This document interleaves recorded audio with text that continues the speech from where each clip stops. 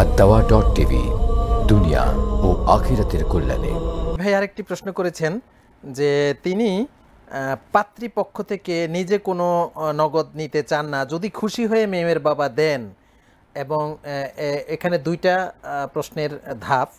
একটি হলো যদি খুশি হয়ে মেয়ের বাবা দেন তাহলে নেওয়া বৈধ হবে কিনা। নেক্সট প্রশ্ন হলো যে যদি এই টাকাটা উনি ব্যাংকে রাখেন, সেই ব্যাংক থেকে যে লভ্যাংশ আসবে সেটা গ্রহণ করা বৈধ হবে কিনা। প্রথম কথা হলো মেয়ের বাবা দিবেন কেন। তো আমাদের সমাজে স্বভাবত যেটা দেন সেটা সরাসরি না চাইলেও মানে পরোক্ষভাবে বিভিন্নভাবে বুঝাইতে চান যে আমার ছেলেকে সম্মান করতে হবে, জামাইকে সম্মান করা লাগবে। মেয়ের বাবা সামাজিক লজ্জায় পড়ে বা যে কোনো কারণে বাধ্য হয়ে দিয়ে থাকেন।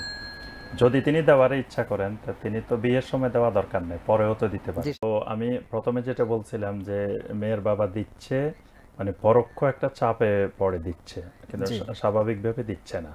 আর যদি দেওয়ার ইচ্ছাই করেন তো তিনি তো পরবর্তীতেও দিতে পারেন, যে কোনো সময় দিতে পারেন, কিন্তু বিয়ের সময় দিচ্ছেন কেন। আর যদি কোনো প্রকারের প্ররোচনা ছাড়া স্বাভাবিকভাবে এমনি মেয়েকে তিনি খুশি হয়ে কিছু দিতে চান হাদিয়া হিসাবে, সেটা ইসলামে বৈধ, দিতে পারেন। কিন্তু সেটা আবার ব্যাংকে রেখে ব্যাংক থেকে লভ্যাংশ নিলে তো সেটা যদি সুদভিত্তিক ব্যাংক হয় তাহলে সেটা বৈধ হবে না। আর যদি সেটা ইসলামী ব্যাংক হয়, শরিয়া ভিত্তিক ব্যাংক হয়, তাহলে সেটা বৈধ হবে। ভাইয়ের প্রশ্নের একটু সম্পূরক একটু সংযোজন করি। উনি মূলত যে বিষয়টি জানতে চেয়েছেন সেটি হলো যে মেয়ের বাবা মেয়েকে দিচ্ছে না, ছেলেকে দিচ্ছে। প্রস্তাবিত পাত্র যে সেই পাত্রকে দিচ্ছেন।